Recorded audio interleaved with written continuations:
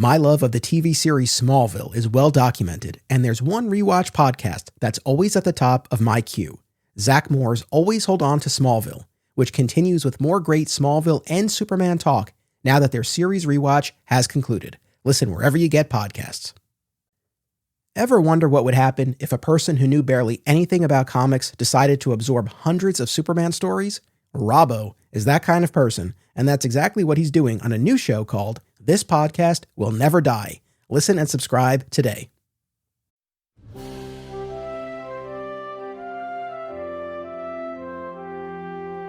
In the 1950s, George Reeves embodied the Man of Steel in Superman's first television adaptation, from its gritty black and white beginnings to the kid-friendly color years.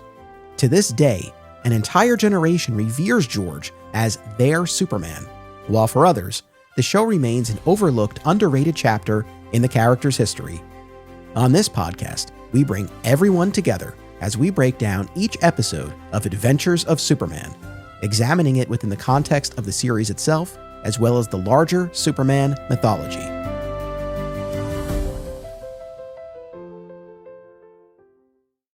Welcome to another exciting episode in the Adventures of Superman. I'm your host, Anthony Desiato. Joining me to discuss Season 6, Episode 3, Divide and Conquer, is returning guest, Rich Roney. Welcome back. Hey, good afternoon. Thanks for calling me. This is a big one. This one and the next episode, The Mysterious Cube, are ones where Superman displays new powers, and you and I have talked about these episodes on and off mic for years, so I'm excited to finally be here. Same here. And this episode, and more so the next one, I have vivid memories of these episodes as a child, being like 7 or 8 or 9 and 10, watching these two episodes. And thematically, like you said, yeah, they do show a degree of evolution in Superman's powers.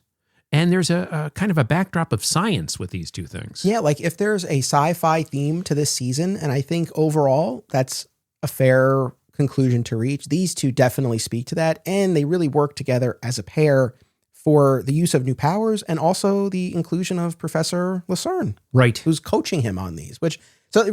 These two episodes are tied together in, I think, a really cool, interesting way. I agree. And to go one tiny step further, and I know you're going to embellish on this, is new use of the powers, but it's all about Superman and his physiology and molecular capabilities. A lot of talk of molecules. Of molecules. The kids will love this, but it worked. So in this one, Superman must be in two places at once in order to respect another country's laws while simultaneously preventing a coup. This aired on February 17th, 1958, written by Robert Leslie Bellum and Whitney Ellsworth, directed by Phil Ford. Our guest cast here, Everett Glass as Professor Lucerne, Donald Lawton as President Patillo, Robert Tafur as Vice President O'Brien, and Jack Wrightson as Felipe. So yeah, overall thoughts on this one, memories of this one. Like, what do you remember from watching this as a kid? I'll let you adjust this as you need to, but we're going to dig into the plot and the sequence of events. But in this episode, Superman cultivates a new power that allows him to split into two. So there's two coexisting Supermen, albeit they have a weakened power state. Very weakened power state. Right. Can barely stand. Right. And or lift up basically a 10-pound rock. But I can remember, again, reading Silver Age stories in the early 60s, and there were stories where Superman, either with red kryptonite or an imaginary tail, where he would split into two versions of himself. And I loved that. And it was intriguing how they did it here. Scientifically, Lucerne did say, look, I think you can do this. There's a degree of risk, but you're going to be very weakened. You could be susceptible to injury or being hit by bullets or hurt, and your power set will be weakened. So I thought Lucerne, I was impressed with how quickly he grasped things and his guidance. So I have very fond memories of this. I also have fond memories of the next episode, but the next episode we're going to talk about sometime a month from now or something. It scared me more as a child with what was occurring in the subsequent episode, not this one. Oh, okay. Fair enough. So yeah, I mean, overall, I think this is a standout in the color era and certainly in this season. I'll echo what you said about comic book storylines where Superman splits in two. So I grew up reading Superman in the 90s during the Triangle era. And after he got electric powers, he split into Superman Red, Superman Blue, which at the time, as a little kid in the 90s, I didn't realize was a callback to the imaginary story from the 60s. Superman 162. Red, yeah, Superman Red, Superman Blue, this imaginary final story where he uses this device to expand his mental powers. And there's an explosion, and then he's split into two, one in a red costume and one in a blue costume. And the backdrop for that drives me nuts it's because wild. There's such a guilt show thrust on him from Kandor, right? Yeah. You haven't done this. You haven't stopped crime on Earth. Why? I'm sorry, I'm going on a tangent. Why should they care about, right? You haven't gotten us out of this bottle? Yeah, they really they lay the guilt trip on him. And so he's looking at this checklist. And then so he comes up with this plan to increase his mental powers, ends up splitting in two, and ends up completing all of these tasks. Check. Restores Kandor, cures kryptonite, and stops crime on Earth. Yeah, this anti-crime wave that becomes eliminates best buds with Luthor evil, and then devotes himself to science. Yeah, and then one of the Supermen goes to live with Lois on Krypton, and the other one stays with Lana on Earth. Yeah, it's a wild story, and apparently, Triangle era colorist Glenn Whitmore was such a fan of it. He was the one who was always pushing for them to do it in the Triangle era, and then they ended up doing it. So, you and I each grew up with comic book iterations of Superman Red, Superman Blue. We don't get the color variation here, but obviously, I was thinking about both of those stories, and this came first, this episode. So it was interesting in that respect. I think they overdid it a little bit with just how depleted each Superman was. I mean, it played into the episode and the challenge here. I'm not so against it, but at a certain point, I'm like, all right, we're really laying it on thick here. It's the guy can barely move. Right. The other thing, overall, I'm positive towards this episode, but as I was watching it yet again last night for one final viewing, ostensibly the reason why Superman splits into two is so that one of them can stay in the prison, which will protect the political future of the president, while the other one goes and tries to protect the president from another assassination attempt. Right. But the other one basically just goes stays to in bed. sleep. Stays in bed. Yeah. That was my problem with this. I had that same problem. I made notes on it. Before we get to that, this whole thing emanated from, they go into the president's office, the Daily Planet, Perry White, Lois Lane, Clark Kent. The bad guys have put a bomb in the office in a briefcase right next to the desk. Clark gets real anxious and goes, "Hey, Chief, we got to go run down this other task we've got to do." Now, I realized they couldn't have an episode, but why didn't Clark just take the briefcase and surreptitiously get out and throw it out the window? That was one of my notes, because then we wouldn't have had an episode. But yes, exactly. I share that as well. But no, I mean, not to completely shatter the illusion of this episode, but the Clark or the Superman who's not in jail truly does nothing. Now, I know I'm really jumping ahead, but it's okay. He hears on the radio about this cave-in. And that prompts him into action. Right. But the Superman who's in the jail cell learns of the same information independently and arrives at the same scene. There was nothing that the outside Superman had done that played any sort of critical role. That's a good point. That's a massive problem here. Oh, it is. And the other thing I noticed, and I know we're getting ahead, but we're getting to the most... from a knowledge standpoint and an intellectual standpoint, the most interesting things.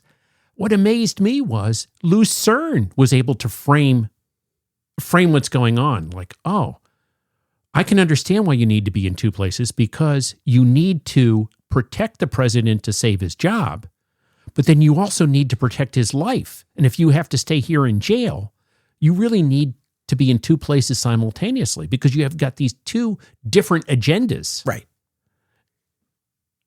Lucerne framed it.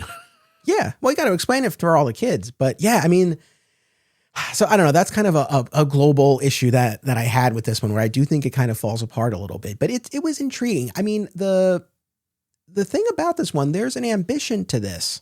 that I really admired, even if it didn't all come together the way that I would want to. The other thing, we've been mentioning Professor Lucerne. We're talking about this off mic. So this actor and character is in this week's episode and next week's episode, The Mysterious Cube. So knowing the way that they block shoot the series, like we were saying, they had that actor for X amount of time, and it's like they could use him in a couple of episodes. It seems pretty clear, though, that The Mysterious Cube was meant to come or air before this one. I agree. We'll talk about it more next week, I suppose. But I agree. In next week's episode, when Superman goes to Lucerne for help, Lucerne is like, oh, I haven't seen you in so long. I miss our great talks. So it doesn't seem like they had just had an encounter in that Latin American jail cell recently. Very much agree. I very much agree. Which is fine. It doesn't, I don't think it blows anything up. I just wanted to mention. And we have observed and watched a number of episodes with Professor Pepperwinkle. Yeah, I'm glad they didn't use him for this. I'm glad they didn't. Really, I got to tell you, Anthony, I didn't mind him with Topsy Turvy or when he was first introduced, but he's wearing thin on me now, Pepperwinkle. So the fact that Lucerne is here and he's more of a credible scientist made this episode more enjoyable to me. He reminded me a little bit of the scientist from Panic in the Sky. Yeah, from the observatory. 100%. Yeah, I mean, if we couldn't have him back, he was a very suitable stand-in. Agreed. Okay, you've already hit on a few of these plot points, so I'll go relatively quickly here. In an unnamed Latin American country, the vice president and cabinet member Felipe conspire about a briefcase bomb left at the presidential palace. El Presidente is meeting with Perry, Lois, and Clark about launching a Daily Planet branch there, as Perry is impressed by how the president uses the rich mines to benefit the people. I was intrigued by this business of a Daily Planet outpost in this other country, and it's not the most elegant way of introducing this information, but like you get a clear sense right off the bat of the integrity of this president, the fact that they have these resources and they're he used uses them for the people. Yes. Yeah. That theme, that noble action, it resonated nicely. Yeah. Now, this is what you were getting at before. Clark hears ticking and rushes out Lois and Perry, claiming that they must leave to inspect the new printing plant instantly. Well, even before he rushes them out, he's like fretting and walking around in an agitated fashion, right? Which led to my thing. He's aware of the bomb. He's stressed. He's walking. Why don't you just no one's watching you. Take the briefcase out of the... But we would not have had an episode. We wouldn't have had an episode... But that's not a good enough reason. I think there could have been some other way to set this up where he really, truly didn't know. I mean, were we to believe like he really couldn't pinpoint where or what? Right. Well, and now I'm giving credence and complimenting you. This was important to the episode. It also gave him an opportunity to bust through the wall. Oh, yeah. We can never pass on one of those. So he rushes them out and then he claims he forgot his hat, so he'll catch up with them. Then Superman saves the president by smashing through the wall and jumping on the bomb. Felipe and the VP enter, explaining that their laws require the arrest of anyone present at an assassination attempt. Which really is a stretch, right? It's like, what if sure. What if you're some dumb witness who just happens to, by coincidence, be there? Well, you're going to jail. And if the president refuses to follow his own country's laws, he will be impeached. So Superman goes along. There's a moment here when they, I think this is when they start to say about anyone present has to be arrested. Superman. I submit to arrest. Before that, Superman puts his hands on the president's shoulders and gives this weird smirk. Yeah. What the hell was that? He's like being so like, I don't know what the right word is, coy, but you know what I mean? Like people can't see us, but it's like what was that? And we've seen a lot of Anthony. Again, you've given me the privilege to discuss a number of season 6. There's in other episodes, there's unique facial expressions by George Reeves. Like where are you going with this? I know we have a bunch of people who watch or rewatch along with us. If you didn't clock that moment, audience, he just smirks. But if you can cue it up and just watch that moment one more time, it really got me. And he seems to have his hands on the shoulder of the president. He's standing very close to him, and then he's got this smirk. It's almost like, hey, I know this is going to be an outtake, but then they kept going. Yeah. Yeah, basically, because it's not. I want to be clear. It's a new move that he does. It's not like he's already holding the president because he just saved him from the blast. It's like, no, he's standing next to him and then he grabs him and smiles in such a weird way. What was that? If anyone has any insight on that, boy, would I love to know. Step into the refraction with Drunken Avenger #1, The Volunteer, an indie comic by Rick Reason that turns the tropes upside down. 4 men died in 9 seconds. John Stevens survived, but survival has a price. Follow @DrunkenAvenger on social media for project updates and previews. Single Bound is a new podcast hosted by married couple Amy and Logan as they review single issues of comics. And if the title makes you think of Superman, you're not alone, as the Man of Steel is a regular topic of discussion. Listen and subscribe to Single Bound on Spotify and YouTube. Fat Moose Comics, established in 1982, is New Jersey's best and oldest comic book store. Moose has that rare old-school comic shop feel and camaraderie, yet also remains a welcoming space for new fans. Visit them in Whippany or reach out via the Fat Moose Comics Facebook page. If you have children and are looking for a family-friendly store, look no further than Aw Yeah Comics. Visit one of their 3 locations, Harrison, New York, Muncie, Indiana, or Skokie, Illinois, and check out awyeahcomics.com for more. Their name says exactly how they feel about it. Aw, yeah. At the jail, Superman confers with Perry and Lois about his predicament. He needs to stay in jail to protect the president's political future, but he needs to escape to save his life. Superman instructs them to call for Professor Lucerne, who arrives for a lengthy discussion about molecules and atoms. They theorize that Superman can literally divide himself into 2 beings by expanding his molecular structure, though Lucerne warns that this will require tremendous willpower. His divided selves will be half as powerful, barely, and recombining is not a guarantee. Well said. Recombining is not a guarantee, but also Lucerne goes on to say, like, look, in your weakened state, you could be much more susceptible. Bullets could hurt you. You won't have the level of strength. You might not be able to fly. So he says your power set is going to really be diminished. I was very impressed with Lucerne explaining things, but I was also impressed with the fact that Clark/Superman was able to keep up on the intellectual level with the scientific theory. Yes. He explained things. So and there was one point when they're sitting down when I think Superman kind of said, so what you're saying is I would have the ability to separate my molecules to such a degree that the atoms, I was impressed with his comprehension and his ability to keep up with the conversation. That's a great observation. I agree with that, because it would have been very easy for him to just be like, oh, like while he's listening to the professor break all of this down. But no, I like that he was engaging in the science and the theory of this.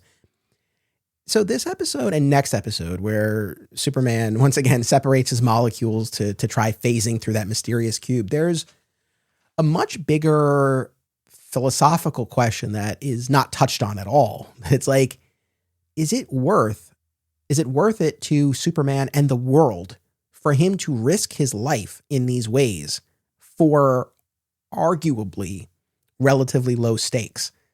Do you know what I mean? I know. This could have been the end of Superman. And he did it so that this president can stay alive and stay in power and to continue to use the resources to benefit the people. So there are multiple components here. I get that. And I don't mean to sound cold or callous, but at the same time, and this is a world, Adventures of Superman, there are no other superheroes. He's it. So it's like, this could have been the very end of Superman. And from a Mr. Spock standpoint, the greater good might not be there, because you could die. Now, knowing Superman and his principles, he's going to do the right thing, even at risk to his own life. But if he does die in this, if the guard's bullets killed him, well, then you're going to have this basically weakened. And it seemed when they split, he was weakened so much, he was even less strong than a normal human being. Yeah, yes, I know. As much as it's initially presented as, you'd be half, it's like, no. I mean, you are way less than half.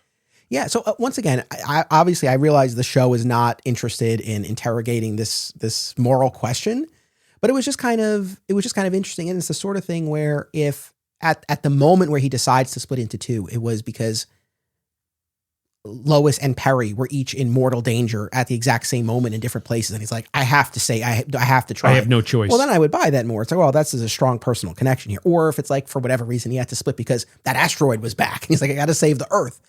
But this just felt, and my next week, especially to catch one crook, it's, again, it's fine. It's a fun these are fun episodes, but I just had that in my head. Yeah. Now, Anthony, you alluded to this, right? And again, Lucerne articulated the quandary. Like, one of you has to protect his job, the other has to protect his life. So you split into two.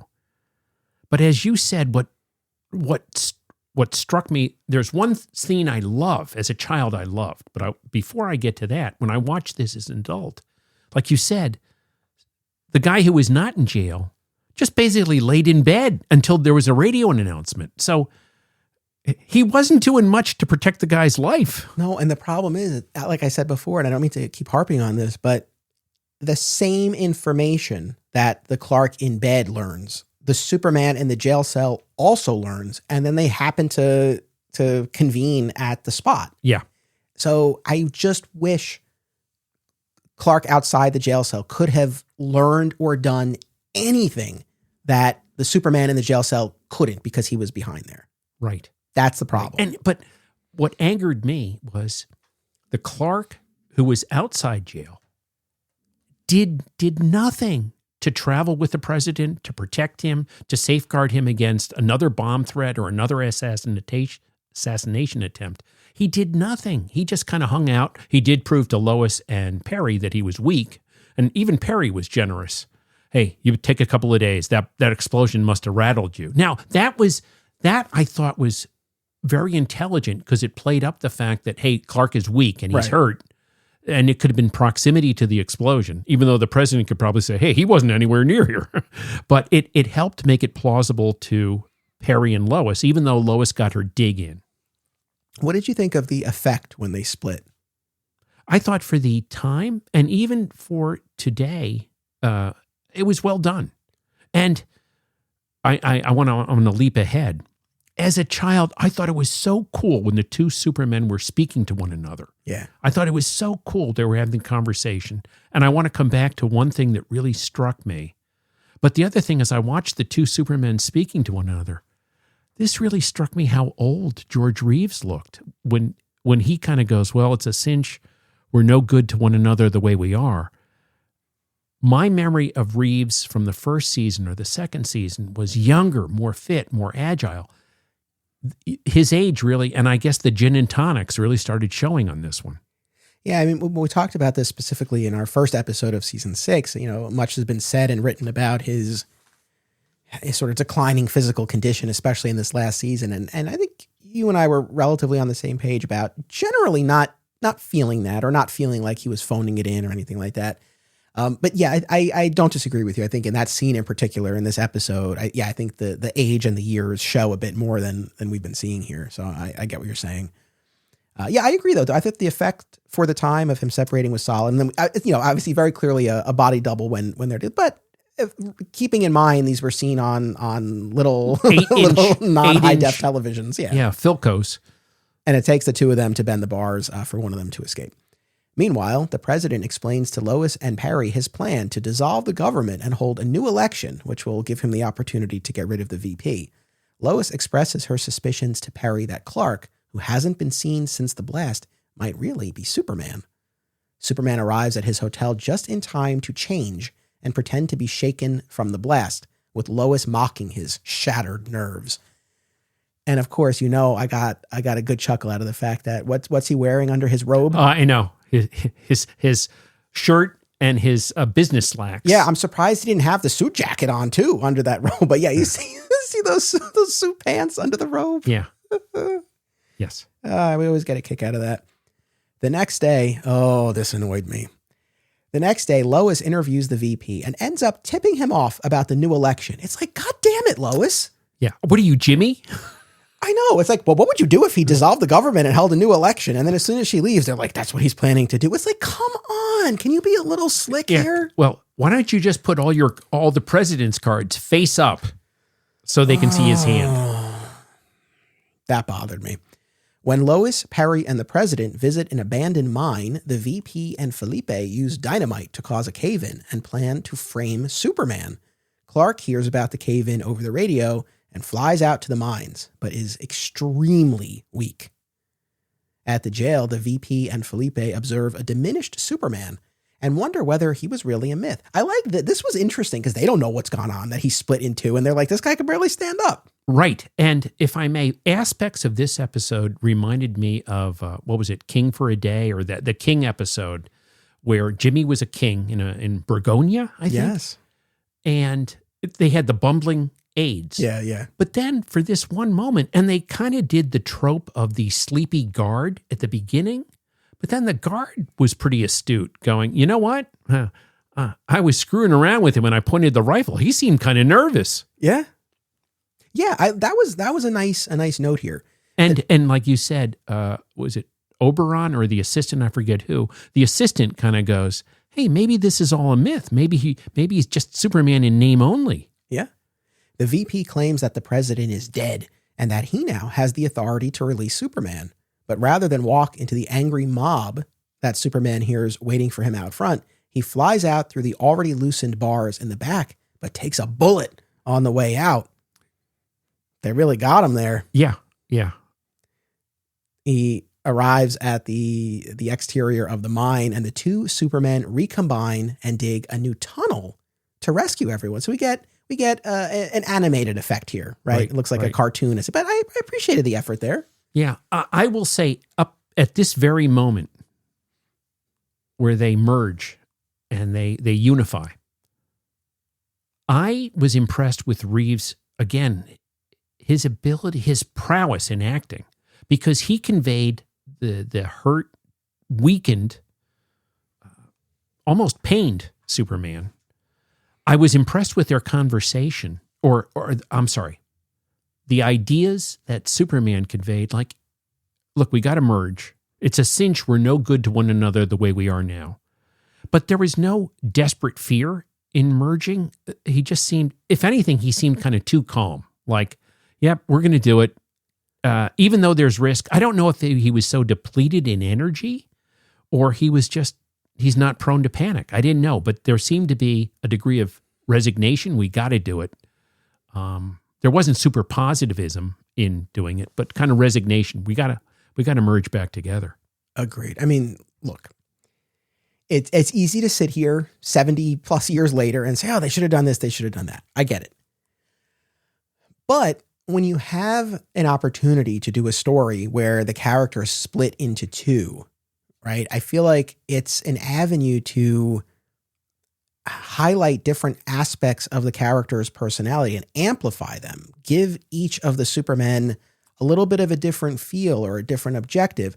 I mean, that classic Silver Age story of Superman Red and Superman Blue, they were pretty much one and the same until it came time to choose a wife. Right. And then one of them wanted Lois and one of them wanted Lana. And that was intriguing to me. And we saw a lot of this, or I saw a lot of this with Star Trek, the original series, with Shatner. Many times there were, two versions.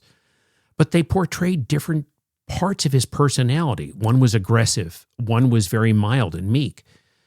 Here, they were effectively just the same personality split in two. Now, I loved, after they finally merged, just Reeves' face, like he's restored. He's restored. You could see, like, hey, there's a smile on his face. His energy level's back up. He did that so well.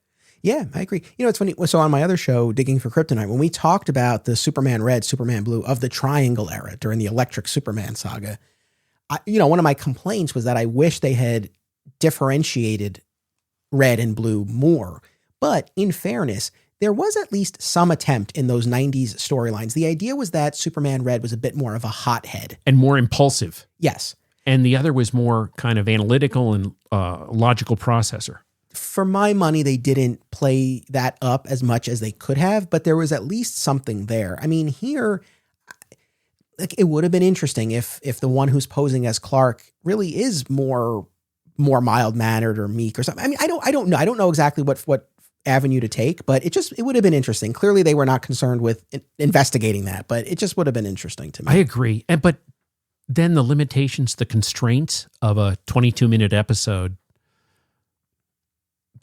this is done in one, right? The thing is, and once again, it's like, I don't want to sit here and rewrite this, but it's like, if you're going to do an episode where your main character is split in two, I mean, I didn't need all this Latin American political business. I mean, it could have been interesting to have this set more at the Daily Planet with him trying to... That's an interesting point. Or if this had been more about him trying to protect his own secret identity, and which is when we get to Superman and the Secret Planet.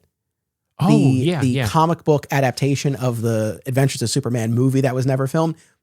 Spoiler alert, but that's how it ends, because he has to be in two places at once, and he repeats this trick. Right. So if they had done something like that, but obviously that's not the road we took here, but I just had that in my head here. And then finally, Felipe and the VP are arrested. It turns out they left fingerprints on the detonator, and Lois can't believe she ever thought Clark was Superman with those shattered nerves. She gets on my nerves, I got to tell you, man. I wish he had said that to her. That would have been great. It's like, shattered nerves. Well, you're on my nerves. That would have been a throwback to the season 1 George Reeves personality. The impatient, edged, Could you imagine that as the button to the scene? Like, you with your shattered nerves. Well, one thing about my nerves, you're always on them. Dun, da, da, dun, da, da.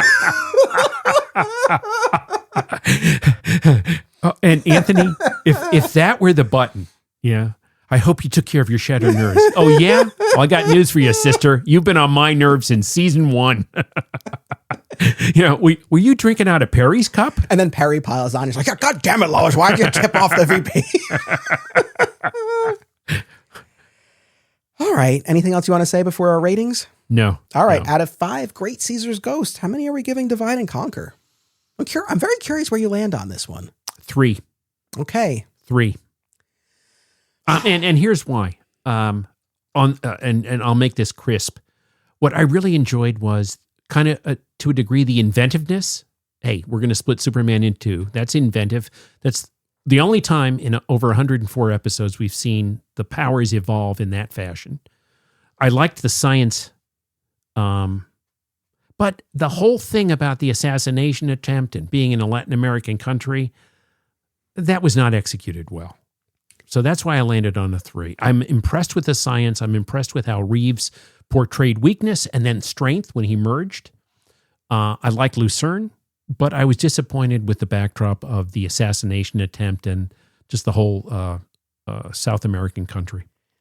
I mean, I'm inclined to give this I'll go not to just try to one up you here, but I'll go 3.5. I'll go be a little bit more generous, but basically I agree with all that. And I feel like, as always, I welcome to hear from the audience, because I feel like this is one, well, not unlike your own experience, where you have such a distinct memory of watching this as a kid, and it is a standout. It's like Superman splits into 2. I feel like that description and the basic gist of the episode is more noteworthy and is stronger than the actual execution of the story here. Boy, that's well said. And that's why... That's well said. For some, maybe this is a 5. I don't know. But I think when you really watch it, it doesn't come together the way that I think it really needs to. So I'll give it a 3.5. You're going to give that extra 0.5, even with the smirk from George Reeves and the way he put his You know what? I hands think because of the smirk, I don't know what that... I kind of like what you said, though. It's like, I don't know. Maybe they thought that was going to be a blown take, but then they just kept going or something. I mean, I don't know. I don't know either. And I made a note of that mentally. Yeah. And not only that, he gets so close to the president, he puts his arms around him, one hand on the shoulder, one hand around him. Okay, well, just arrest me, Yeah. But once again, they only do one take. So it's not like they were going to say, George, could we do that again? And don't grab him and smirk like that. They're like, nope, got it. Moving on. All right. So you're going to be back next week for The Mysterious Cube. Yeah. And there's such a thematic connection between what we just discussed. I will confess, I watched it. I'm going to watch it again, but I really like the connectivity between Divide and Conquer and the Mysterious Cube. Yeah, I'm excited to get into it. So thank you, Rich. Thank you, audience. Make sure you come back next week for The Mysterious Cube. Until then, as always, only Superman can do super things.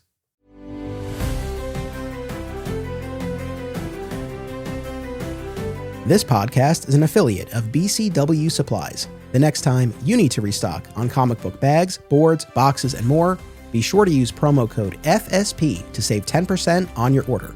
That's FSP for Flat Squirrel Productions. It helps support the show too. Thank you. Another way to support the show and receive exclusive content, including the spin-off podcast Beyond Metropolis, is by becoming a member at patreon.com/Anthony Desiato. My sincere thanks to all patrons. Please subscribe, rate, and review today via your podcast platform of choice, and continue the conversation by joining us on social media.